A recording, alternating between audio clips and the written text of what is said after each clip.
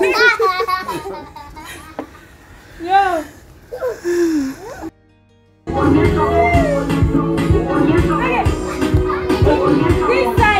This side, guys. I'm going in the house.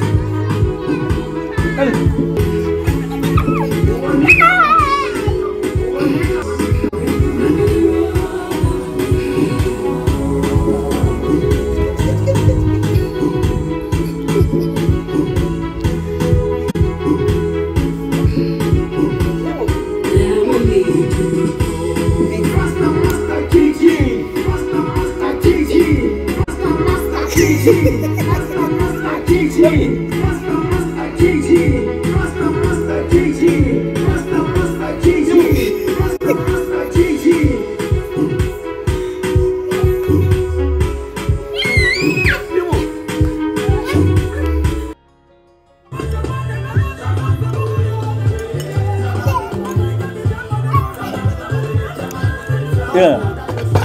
Yeah, boy. Eugenia, what do you do? Travel. Oh! I do what I'm doing, Mama. Like this. I'm doing. Yeah.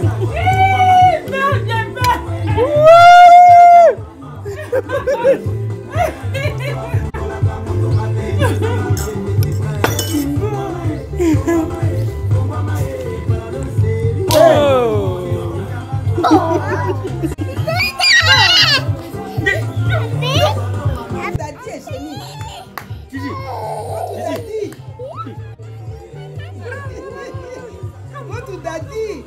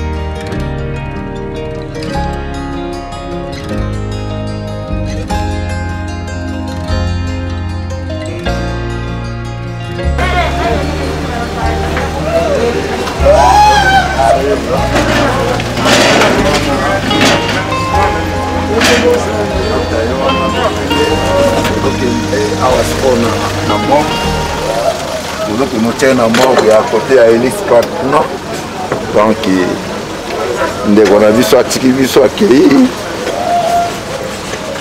nzambe kaka mo ayebi toana choix te donc docteur ye wana donc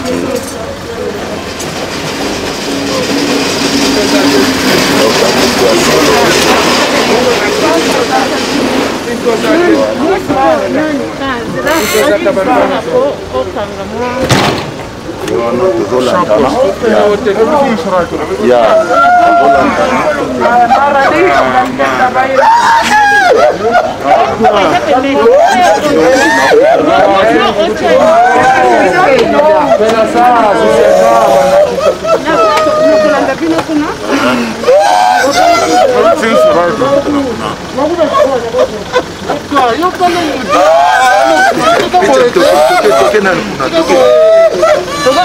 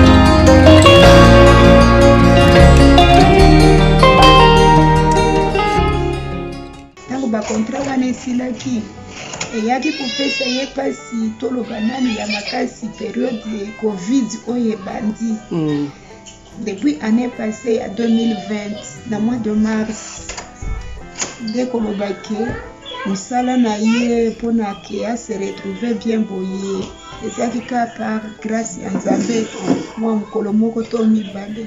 Donc nene batie batu bazokanga ba masque na munoko batu pe mbongo lisusu penza na maboko te, c'est comme vous le savez ça général mokili mobimba. Alors na yebite eloko wana papa zalaki soki a dunia kei azongi asalite azokolela, il s'est lamenté, il s'inquiétait. Je me disais non, pourquoi? Patience. Sokoumisa Nzambe, nous sommes en vie. Ça peut changer toujours d'un moment à l'autre. Cela ne peut pas te pousser à cause de toujours souciant. Et tango mionso boye eza bien te ko kopesa yo mwa pasi lisusu to yebite lo ndenge nini. Alors mikolo euti koleka na ndenge pe partenaire na ye wana ta soki kamwa mbongo ekotaki ya ke ba medical aid. Po apesi ata mwa par na ye mobulu apesaka ye te. Il faut se croiser la moi malade moko aye oyo akiazana kamwa mbongo akashi na maboko. Siko ba malade wana pe komonana na bango eza mwa rare. Alors tu vas dire vivre na papa modèle wana eye kosalema ke papa ayoki mwa flou ndenge ayoki flou wana kutu avant yazwa flou yango nga nazalaki nango na bana bazalaki nango normal kaka flou ka normal flou na vraiment koso penza te mais flou mais ozoyoka pe mwa malili mais malili wana ozoyoka nzoto fièvre te mais ozoyoka malili balobi oyo eza ba corona oyo mais toza kosala biloko na biso atanga wisi ba citron ba matungulu ayi ba biloko ka ndenge tozosalaka na ndenge na biso ya bokoko moko tosali mwa eucalyptus tozomitala esalaki ba 6 jours donc tozalaki déjà dégagé la situation wana na bakisi pe asombelaki biso ya ba antibiotique. Alors lere pe aloyoki ba même symptôme wana premier jour tobandi pe kosala lisusu lolenge moko oyo tozalaki biso nyonso kosalela moko pe ba mwa vix na mai atali biloko ya ndenge wana ezalaki nde mercredi tant que comme jeudi ameki ko forcer que abima akende musala mais ayaki kozonga na ndaku avant ndenge zongi tango ngape na ye koya na uti musala nda yebisi ngai kete nazoyoka penza bien te na lobi mais soki ezali bongo tokende hôpital alobi kete problème eza te tongo etana comme ça tokende hôpital entre temps na continuer kaka na bacure oyo nazozala na yango. Alors on dirait net que butu wana alali penza bien te mais na ba 5 heures ndenga si abengaki collègue na ye moko nda yaki kozwa biso toke na hôpital. Tango toke na hôpital tokomi kuna ba soigner ye pe ndenge tokutaki bato mosusu bisika wana bazo soigner bango.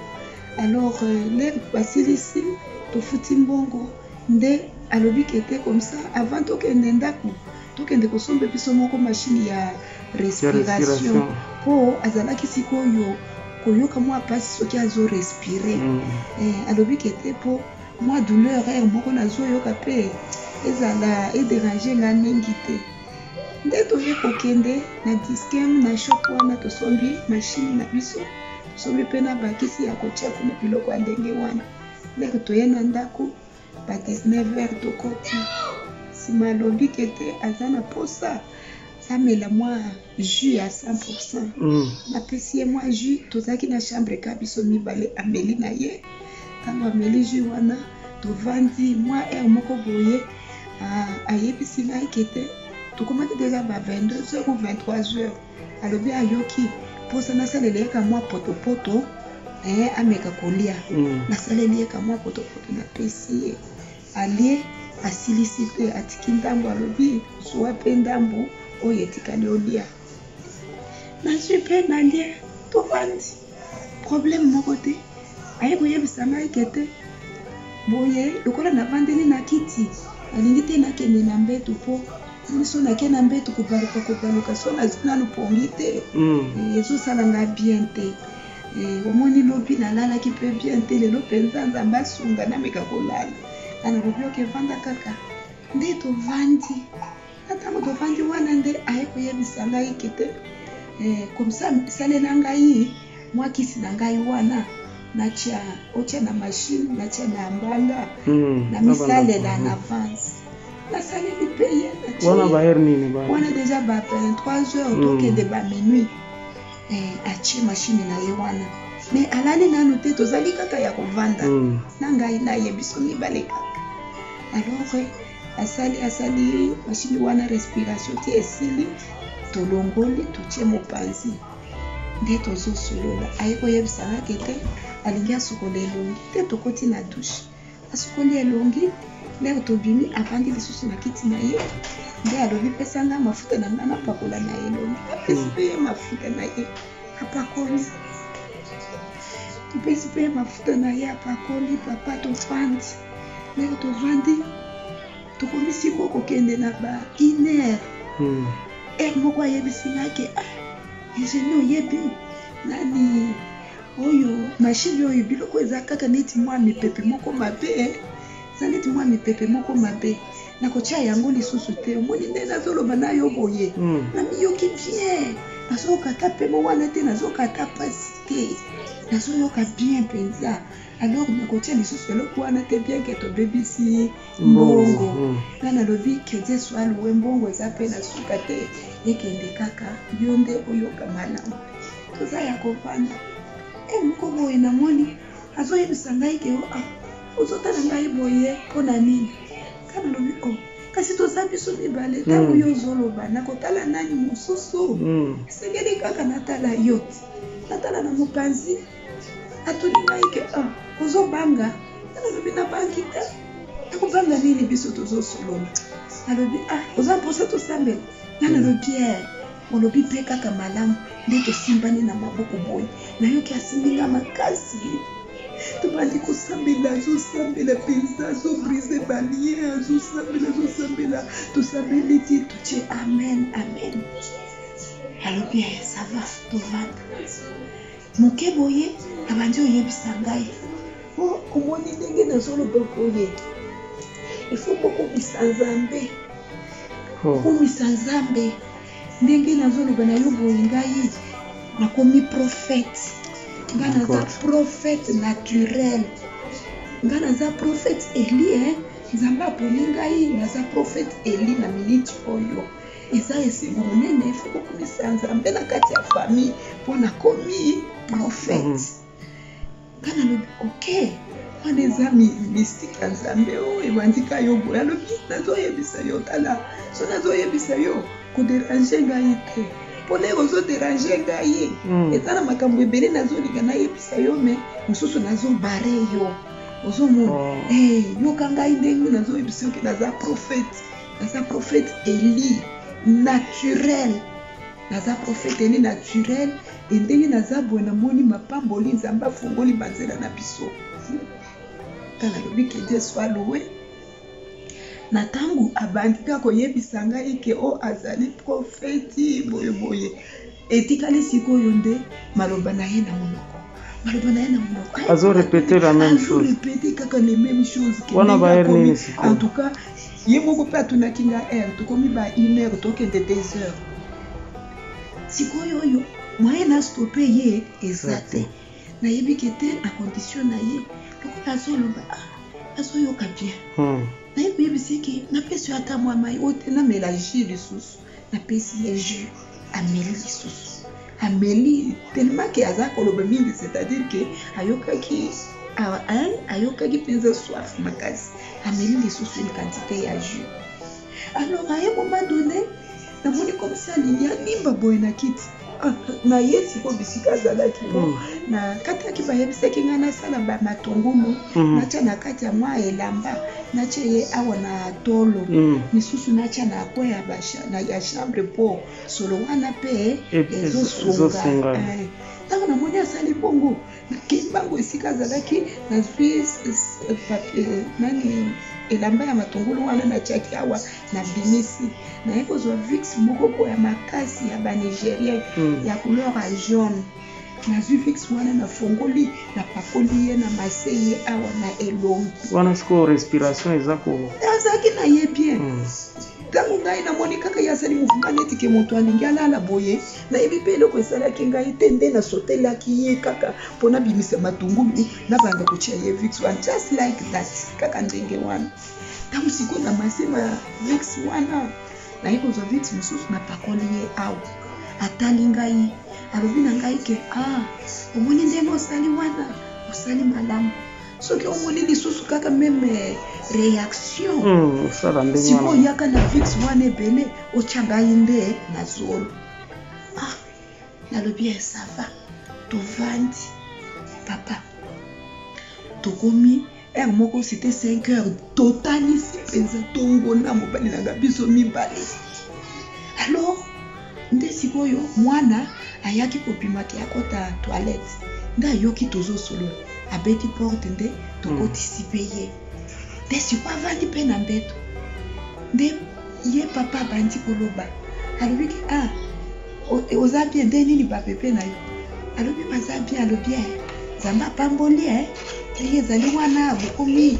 na prophète nga naza prophète Eli naturel naza prophète ya nzambe mwana mpe alobi papa kitoko sikoyo lelo tokomi ntongo ke 6 heures natali na montre 6 heures nga nalobi docteur totalisi butu mobimba tolali te papa nayoki nalembi alobi ata ngai mpe nayoki nalembi nga nalobi kasi comme ça tomata nano moke na mbeto tonyoloka quand même pour un petit temps tongo etaneli biso kaka ya kovanda boye alobi avandi silence sikoyo ntango namoni avandi silence ndenge nalobi ke naseka na atika natombola ye akokozala azokoka kotombola te lelo nazosimba ndeko na ngai mobali boye kilo libanga oyo nayebi koyebisa bino te nga nalobi te asalaka kilo boye te Tena ibisi mwana kete comme ça simbisanga nazo kokotombola yetu aza kilo.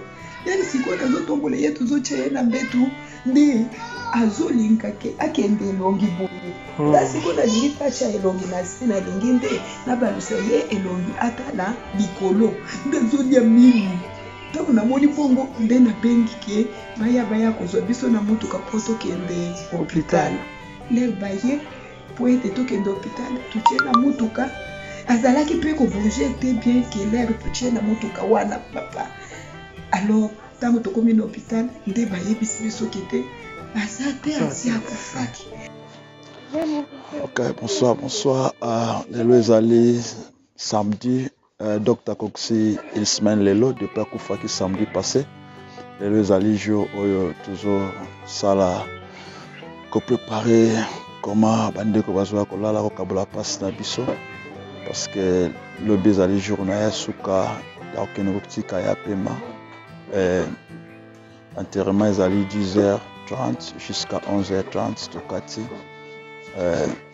Habité comment la exprimer douleur na zanango. Mon grand frère Dr. Gilbert Ngunza Kamalandwa, il a fait beaucoup dans ma vie, surtout dans mon étude. Je ne sais pas comment on peut exprimer passion dans zanango. C'est pour cela que j'ai un peu petite vidéo pour un peu côté ça membre de la famille biologique, famille Kamalandwa à Kinshasa, à Luanda et à Cape Town. Donc un peu ça. Merci. Ngai leka docteur na uti Cape Town na yakini matanga ya vena ngai babenge biso samedi ka toyebo toyogi ya kufi leki na propre tata moko mama moko donc tozana pasi mingi tozana souci de ya na biso matiki biso donc ezo sala biso pasi wala zanzete na biso baoba. Donc oyo asali likambo oyo ye moko nzambe ayebi tozana minga koloba te. Donc joso topesika na maboko ya nzambe tokunda matanga lobi après lobi toyeba ndeni tokosolola take famille tokozonga na biso na Cape Town esika tozala nazala minga koloba te po apasi mingi na motema. Bonsoir. Bonjour, ça va dépendre de l'heure à laquelle vous allez me suivre. Je suis Iguette Mujinga, nièce à Papa Dota. J'étais avec lui le jour en question, il est décédé. Et nous restons ensemble dans une même maison. Papa Docteur, ce que je peux dire sur Papa Docteur, et que Papa Docteur, c'était vraiment, je peux dire, c'était un pilier pour notre famille. Il n'était pas vraiment seulement notre papa, il était aussi notre ami, notre meilleur ami. C'était quelqu'un qui m'aimait beaucoup et je l'aimais aussi. C'est une personne qui s'est souciée de me voir avancer, de me voir réussir dans la vie, de me faire de grandes choses. Il avait beaucoup de plans, c'était juste que les moyens qui ne lui ont pas permis de m'aider à faire tout ce qu'il avait voulu faire pour moi. Mon grand souci était qu'un jour, je puisse vraiment les récompenser de tout ce qu'il a fait pour moi. J'avais voulu vraiment lui montrer how much he means to me and how much I loved him. But then, le monde, la vie ne nous a pas permis de vivre ces moments-là ensemble encore avec lui. Ça ne m'a pas permis to show him how grateful I am for whatever he has done for me and my family. I've been with him like for 6 years now. Yeah. I was not only, j'étais pas seulement sa fille, j'étais aussi sa secrétaire, on travaillait aussi ensemble. Vraiment, je peux dire, mon temps ensemble avec lui parce qu'on sortait ensemble. Le matin, on part ensemble au travail et puis on rentrait ensemble. En route, il me conseillait, il me disait, ma fille, vois, regarde, la vie, il faut être comme ça, il faut faire ça. Donc, prendre ta vie au sérieux. Bats-toi pour ta famille, pour tes petits frères, et puis pour ta maman, pour tes parents. Il me donnait vraiment beaucoup de conseils. Il me disait souvent, Iguette, le premier salaire que tu auras dans ces pays, ça va m'appartenir. J'ai dit, non, ne t'en fais pas. Il a dit, ok, si tu ne veux pas que ça soit, c'est pas pour moi, nous allons partager ça entre moi et ta maman. J'ai dit, pas de problème. Il me disait, ta dot, c'est moi qui vais en bouffer. J'ai dit, pas de problème. Mais malheureusement, il est parti. Il n'a rien profité de tout ce qu'il a fait. Ni la dot, ni les salaires. Il a tout laissé. Il a tout laissé. Vraiment, vraiment, il va me manquer. Il va me manquer. Il va me manquer. Je ne sais pas combien, mais il va tellement me manquer. Bonsoir. Bonsoir tout le monde. Ezangai Gracia, mon papa Gilbert. Papa Nabiso a koufi habilité et le côté mes papa a tiki biso. Eza passe mingi. Eza vraiment passé. Ya koloba mingi eza te. Oui. Toza ebele, papa tiki biso toza ebele vraiment. Toza ebele. Papa bande ko bana biso. Na kozalaka te, mais bana nga na tiki bino bozala mayele. Papa bande ko répéter yango chaque fois. Si je n'oublie pas, chaque fois. Mais papa akufi atiki biso. Topesika merci na Nzambe. Nzambe azali boso. Bless papa akei. Nzambe azala na ye. Papa kisela epe ya mingi na oyo asali na oyo aide bato. Papa na biso azalaki moto akoede bato ebele. Bato ebele bayebi docteur. Mais docteur lelo atiki biso. Papa abeli te nini te eloko te. Papa kofika aboye. Tozongisika merci na Nzambe mokeli. Mozwi mpe lisusu. Topesi vraiment merci ya mingi. Merci na baoyo biso totikali. Nzambe azala na biso. Nakombo na ngai Darlene Ejo Gunza. Papa oyo akufi aza papa na ngai. Nabeka ndenge atiki biso vraiment. Naza na pasi mingi na motema. Na ndima eteki osalema boye. Atiki mama ya biso. Esalemi vraiment brusquement.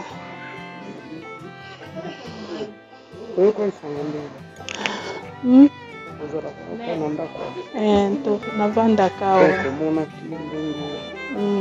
nazalaki na ye butu mobimba avant akufa. Tovandaki azoexplike biso ndenge vie ebongi vraiment na ndima eteki akokende po tovandaki na ye butu mobimba ti 6 heures. Namoni ndenge faso azopemela nayebiseki te il faut opema il faut lala komema tozotombola ye po totia ye na mbeto tokoka ye kutu te po ondira asi amikufelaki deja mais tosala ye tourna na mama totomboli ye totie na mbeto komataka mati na mbeto nde aye mino kokende mobimba na reanime na monoko na fini na motema eloko te nasambeli nasali tour massage nini asi akendaki merci mingi papa.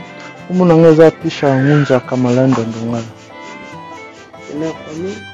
Oui. Oui, papa qui dans les passe dans le thème. It's very stress and there will be no one. So he's the one like he was doing everything to us. There's no one else we can replace. He's been good to us. He's been a good father. It's very hard. You know, it's very hard when you lose someone you trust. And the person who you touch like every time, sometimes can give you hard time, but the way he's giving you hard time is the way he's pushing you so you can work harder. This is the reason why I'm working hard like this. The reason why I'm standing like this. And I really miss him so much. And it's really painful. There's nothing I can do. We hope you rest in peace, and that's all what I can say for the family and the brother who are behind you, what can you advise after this loss? Let's just be strong. Let's put God first. God knows the reason why this have happened. As there's no way we can blame God. Why did you do this? So I thought it's the right time, that it was time for him to go. Even still painful, but there's nothing we can do. There's nothing we can say which can bring him back. It's gone already. Very so rested. Please, thank you very much.